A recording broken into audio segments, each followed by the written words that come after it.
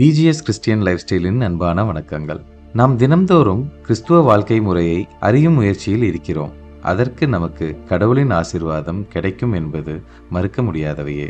மேலும் இன்று இந்த பதிவில் ஒளியின் மறை உண்மைகளை பற்றி விரிவாக பார்ப்போம் வாங்க.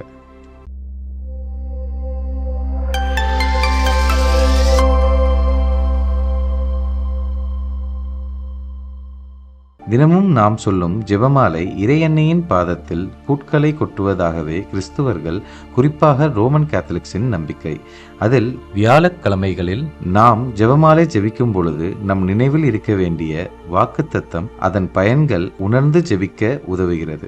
நாம் 5 ஒளியின் மறை உண்மைகளை பற்றிய விளக்கங்களை காண்போம். நாம் ஒவ்வொரு முறையும் ஜெபமாலை ஜெபிக்கும் பொழுது பெரிய சிலுவையில் விசுவாச பிரமாண மந்திரம், பிறகு ஒரு பரலோகத்து மந்திரம், 3 அருளிருந்த மரிய மந்திரம் ஜெபித்துவிட்டு 3 சிறிய மணிகளுக்கு பின் திருத்துவ துதி ஜெபித்துவிட்டு ஒவ்வொரு மறை உண்மையிலும் சொல்லி ஒரு பரலோகத்து மந்திரம், 10 அருளிருந்த மந்திரம் மற்றும் ஒரு திருத்துவ துதி சொல்வோம். இந்த ஒளியின் மறை உண்மைகளை வியாழக்கிழமைகளில் நம் ஜெபமாலையுடன் சேர்த்து ஜெபிப்போம்.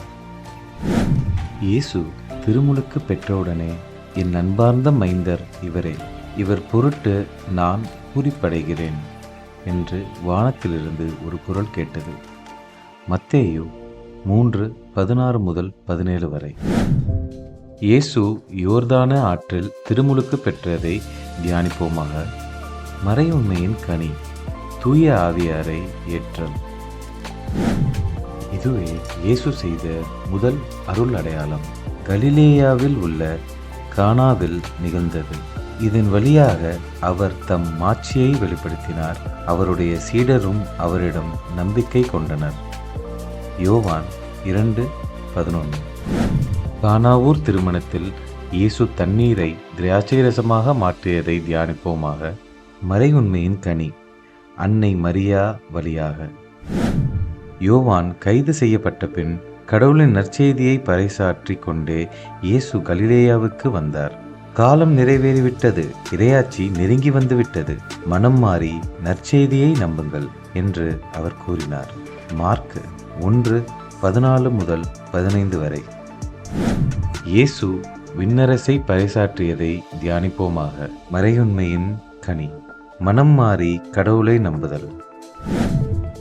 இயேசு பேதுருவையும் யாக்கோபையும் அவர் சகோதரரான யோவானையும் ஒரு உயர்ந்த மலைக்கு தனியாக கூட்டிக் கொண்டு போனார்.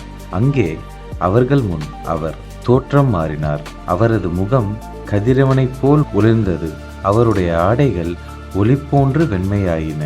மத்தேயு 17:1 முதல் 3 வரை. இயேசு தாபோர் மலையில் உருமாற்றம் பெற்றதை தியானிப்போமாக. மறையுண்மையின் கனி, புனிதத்தை விரும்புதல். இயேசு அப்பத்தை பிட்டு சீடருக்கு கொடுத்து, இதை பெற்று உண்ணுங்கள், இது எனது உடல் என்றார். பின்பு கிண்ணத்தை எடுத்து கடவுளுக்கு நன்றி செலுத்தி அவருக்கு கொடுத்து, இதில் உள்ளதை அனைவரும் பருகுங்கள், ஏனெனில் இது எனது உடன்படிக்கையின் இரத்தம், பலருடைய பாவ மன்னிப்புக்காக சிந்தப்படும் இரத்தம் என்றார். மத்தேயு 26:26 முதல் 28 வரை. இயேசு கடைசி விருந்துண்டதையும் நற்கருணை ஏற்படுத்தியதையும் தியானிப்போமாக. மறையுண்மையின் கனி, ஆராதனை. இன்று கிடைத்த தகவல் உங்களுக்கு பயனுள்ளதாக இருக்கும் என்று நாங்கள் நம்புகிறோம். மேலும் கிறிஸ்துவ வாழ்க்கை முறையை தெரிந்து கொள்ள இணைந்திருங்கள். Peace out.